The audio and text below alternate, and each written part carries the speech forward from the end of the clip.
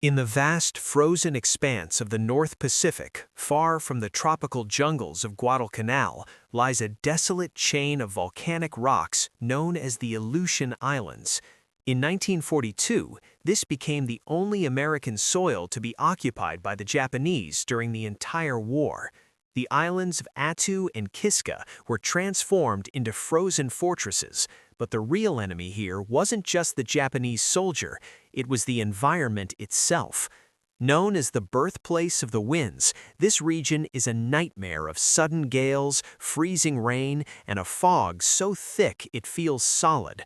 To the American soldiers sent to retake these islands, it felt like entering a different dimension, a world of gray shadows where visibility was often less than 10 feet. The Japanese had dug into the volcanic soil, creating a labyrinth of tunnels and bunkers.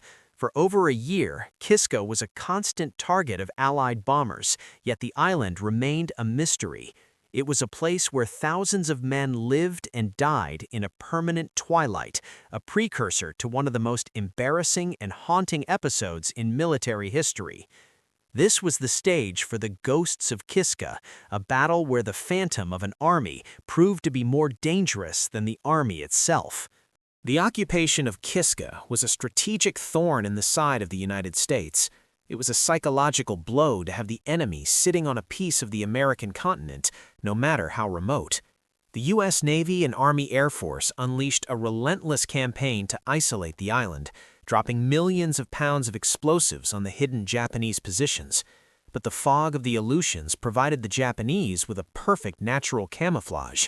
Pilots would fly missions where they couldn't even see the ground they were bombing, releasing their payloads into a sea of white mist and hoping for the best. On the ground, the Japanese garrison, over 5,000 men, endured a miserable existence, living in damp, cold tunnels and waiting for the inevitable invasion. They were a lost brigade, thousands of miles from Tokyo, cut off from their supply lines by a massive Allied blockade. But while the Americans prepared for a bloodbath, the Japanese were planning something that would defy military logic. They were preparing to disappear. The stage was being set for Operation Cottage, an invasion that would involve 35,000 men, a massive naval fleet, and an enemy that wasn't there. By July 1943, the Japanese High Command realized that Kiska was a death trap. After the brutal annihilation of their garrison on the neighboring island of Attu, they knew they could not hold Kiska against the massive force the Americans were building. However, they refused to let their men be slaughtered in a hopeless banzai charge. They launched Operation Keigo, a daring and almost impossible evacuation mission. Under the command of Rear Admiral Masatomi Kimura, a small fleet of destroyers and cruisers began a game of cat and mouse with the massive American blockade.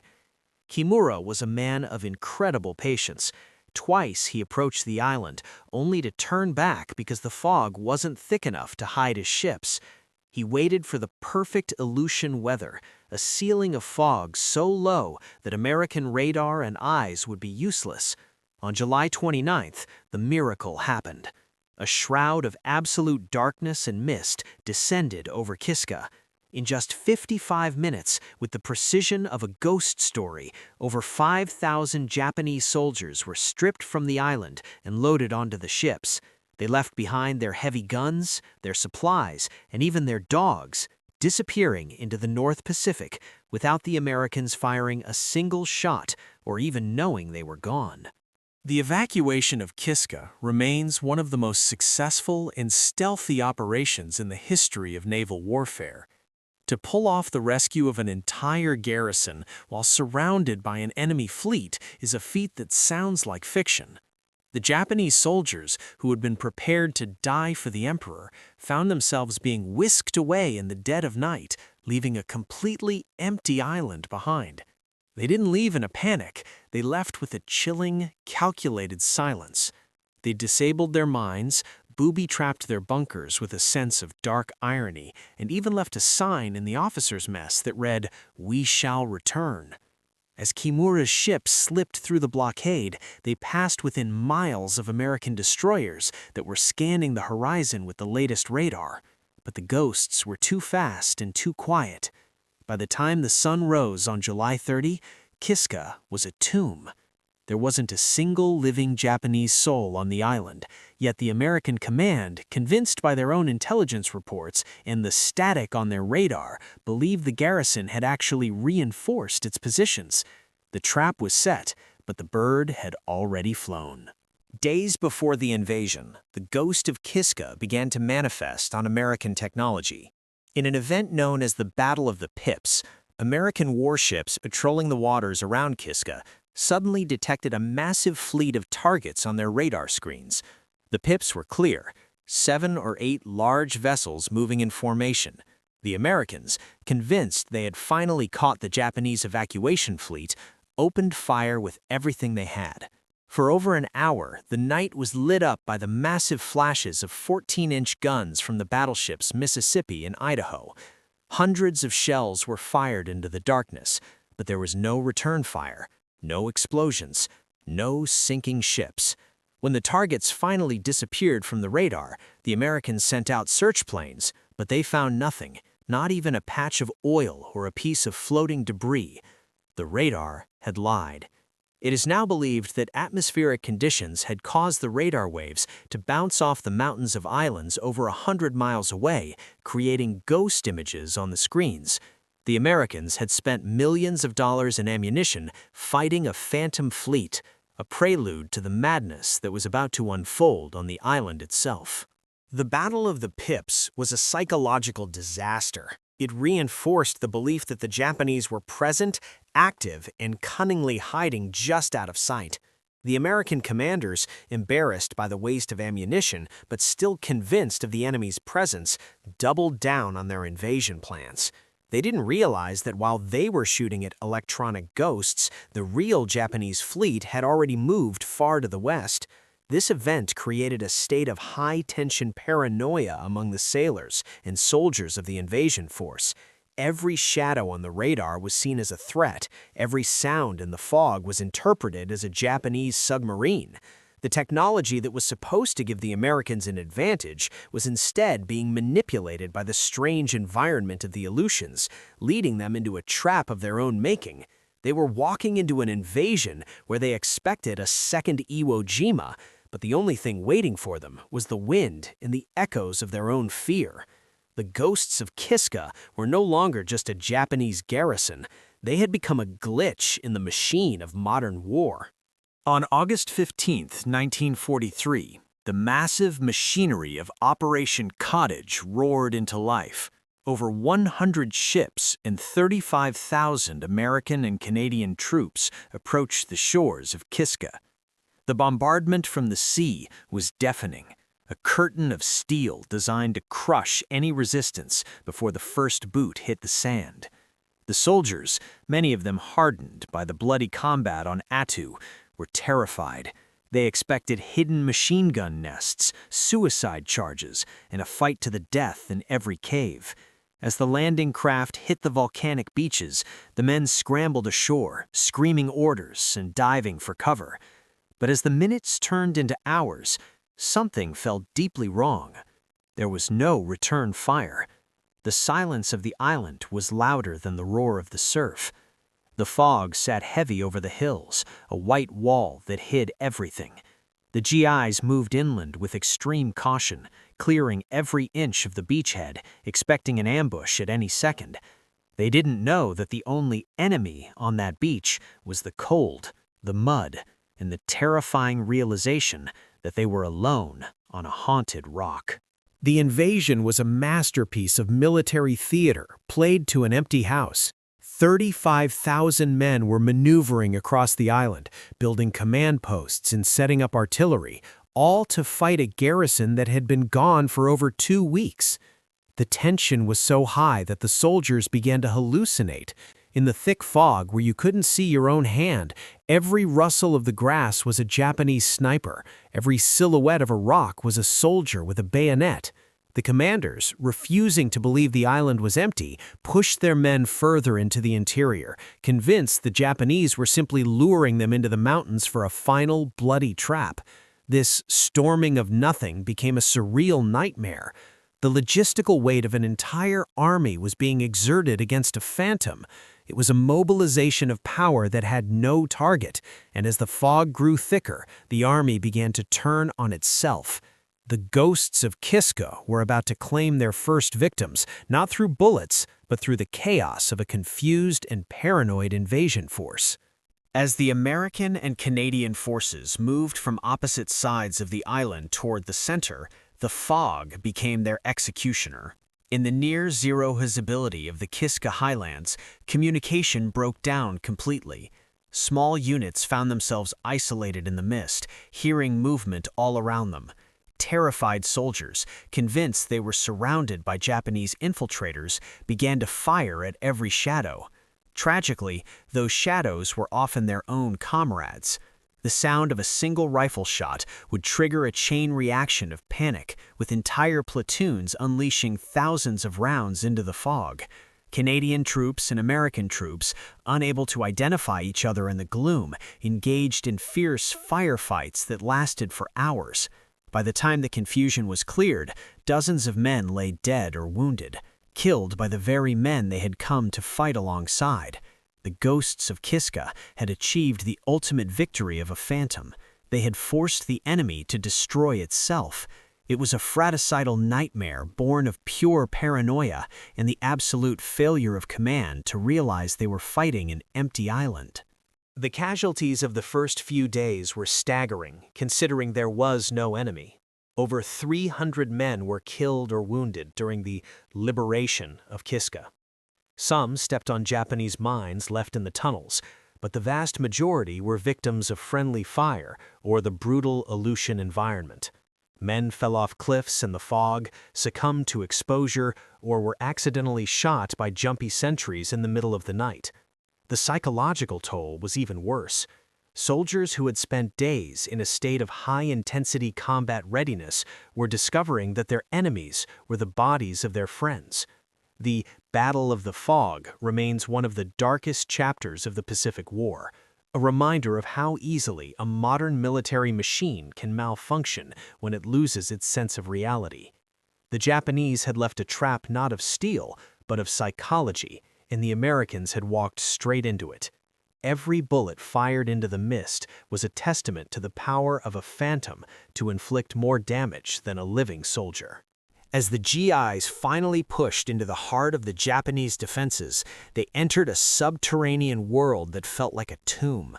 They found miles of hand-dug tunnels, reinforced with volcanic rock and timber, designed to house thousands of men. The air was thick with the smell of damp earth and stale incense. Everywhere they looked, there were signs of life, but no living souls. They found tables set for meals, laundry still hanging on lines to dry, and personal diaries left open on desks. It was as if the entire garrison had been snatched into the sky in a single second. This Mary Celeste of the Pacific sent chills down the spines of the young Americans. They moved through the darkness with bayonets fixed, expecting a Japanese soldier to spring from every shadow. Every creak of the timber was a potential ambush. They didn't realize that the Japanese had meticulously cleaned their weapons and taken their most precious belongings, leaving behind only the heavy refuse of a defeated occupation. The underground city was a monument to a vanished army, a silent witness to a disappearing act that defied the logic of 20th century warfare.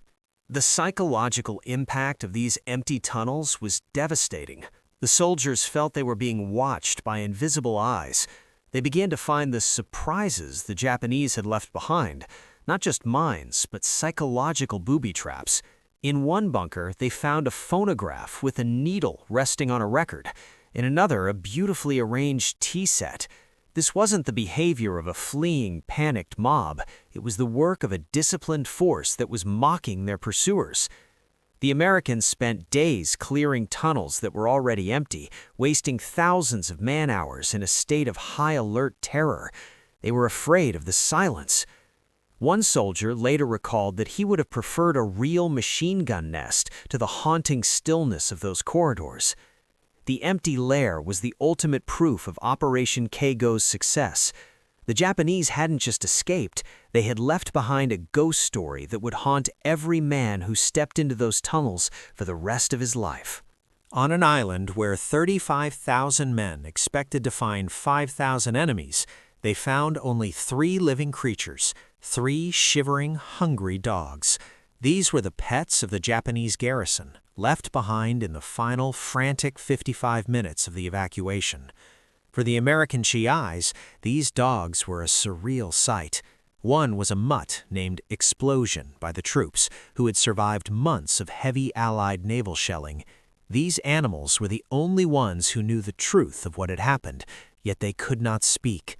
They wandered through the abandoned barracks, tailing the American patrols as if looking for their old masters. For many soldiers, the presence of the dogs was the final crushing proof that the enemy was truly gone. The tension that had been building for weeks began to break, replaced by a strange sense of absurdity. They had come to fight a samurai army, and all they had captured were 3 abandoned pets. The dogs of Kiska became the mascots of the invasion, but they were also a living reminder of the utter failure of Allied intelligence.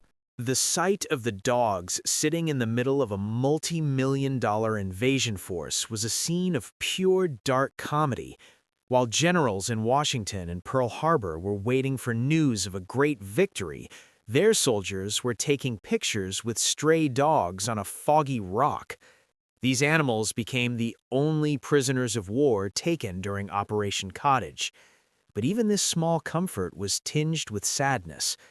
The dogs were a testament to the human side of the enemy, men who had cared for these animals in the middle of a frozen hell, only to be forced to leave them behind. The soldiers began to realize that the monsters they had been trained to hate were gone, leaving only the echoes of their lives and the animals they loved. It was a moment of profound realization. The Japanese had managed to retreat with their honor intact, leaving the Americans to occupy an empty, freezing rock with nothing to show for it but a few hungry mutts and a lot of questions. Perhaps the most stinging blow to the American ego was the messages the Japanese left behind. In the officers' mess and on the walls of the barracks, the invaders found taunts written in English. One famous sign read, "You are dancing to our tune." Another simply stated, "We shall return." This was the final piece of the Japanese psychological puzzle. They wanted the Americans to know that this wasn't a defeat, but a tactical choice. They had lured 35,000 men to a desolate island, forced them to waste millions of tons of supplies, and then vanished like smoke in the wind. The messages were a psychological parting shot that turned the entire invasion into a farce. The American commanders were humiliated. They had reported to the public that a great battle was imminent, and now they had to explain that the enemy had been gone for 2 weeks while they were still bombing empty hills. The ghost of Kiska had left a signature, and it was a signature of pure defiance. These messages triggered a wave of frustration and anger among the troops. They began to realize they had been played for fools by a superior logistical maneuver. The "We shall return" sign wasn't just a threat, it was a reminder of the Japanese mastery of the Aleutian environment. They had used the fog, the sea, and the darkness to humiliate the most powerful military force on Earth. The American press, once the news leaked, began to call Kiska the Battle of the Pips and the Great Ghost Hunt. The messages left in the mess halls became a symbol of a war that had lost its way. It proved that in the game of military chess, a piece that disappears is sometimes more dangerous than a piece that attacks. The Americans occupied Kiska for the rest of the war, but they never truly won it. They merely stood guard over a graveyard of their own expectations, while the Japanese soldiers who had left those signs were already being reassigned to other fronts, ready to fight another day. Even after the island was declared secure, the ghosts of Kiska claimed one last, heavy toll. On August 18th, the destroyer USS Abner Reed was patrolling just off the coast when it struck a Japanese mine, one of the few remaining surprises left in the water. A massive explosion ripped through the stern of the ship, killing 71 sailors instantly and wounding scores more. The ship didn't sink immediately, but the carnage was a grim reminder that even an empty island could be lethal. This was the final irony of Operation Kigo. The Japanese were hundreds of miles away, yet they were still killing Americans. The Abner Reed became the tomb of the last victims of a battle that never happened. For the survivors, the explosion was a terrifying confirmation that the island was still cursed. They had spent days fighting shadows, and now the shadows had struck back with cold, mechanical precision. The liberation of Kiska was now officially a tragedy of errors. The casualties of the Abner Reed brought the total loss of life for the Kiska operation to over 300 men, all without a single Japanese soldier firing a shot. It was a staggering price to pay for a rock covered in fog. The news of the destroyer's fate was a somber end to an operation that had begun with such fanfare. It highlighted the danger of the K-Go strategy. The Japanese didn't need to be present to be deadly. By leaving a wake of mines and booby traps, they ensured that the American victory would be hollow and bloody. The Abner Reed's tilted hull in the gray Aleutian waters became the defining image of the campaign, a symbol of a massive force that had been outmaneuvered by a phantom. The ghosts of Kiska had claimed their final prize, and as the ship was towed away for repairs, the remaining troops on the island felt a sense of relief mixed with a deep, lingering shame. They had conquered the island, but the island had taken its revenge. The invasion of Kiska stands as one of the most bizarre and embarrassing chapters in military history. It was a perfect operation against an enemy that didn't exist. 35,000 men, a massive naval task force, and thousands of tons of explosives were used to retake an empty rock. The ghosts of Kiska had taught the world a terrifying lesson in the power of deception and the fragility of military intelligence. The Japanese had turned a certain massacre into a legendary escape, proving that sometimes the best way to win a battle is to not show up at all. For the United States, Kiska was a wake-up call. It exposed the flaws in their radar technology, the dangers of paranoid command, and the absolute necessity of accurate reconnaissance. The island remained occupied by American forces until the end of the war, a lonely, wind-swept outpost that served as a constant reminder of the day the Army fought a phantom and lost. Today, Kiska is a silent, protected historical site, littered with the rusting remains of Japanese guns and the ruins of American bunkers. The fog still rolls in from the Bering Sea, thick and cold, as it did in 1943. The story of the ghosts of Kiska remains a haunting reminder of the psychological dimension of war. It tells us that an army is not just made of men and machines, but of the fear and the perceptions of the enemy. The Japanese soldiers who vanished into the mist that July night achieved something that few armies ever do. They became a legend by simply disappearing. As the wind howls through the abandoned tunnels of the island, one can almost hear the echo of the "We shall return" sign. The war in the Aleutians is over, but the ghosts of those 35,000 men who fought nothing but their own shadows will never truly leave that haunted rock. The factory had built the fleet, the army had stormed the beach, but the phantom had won the day.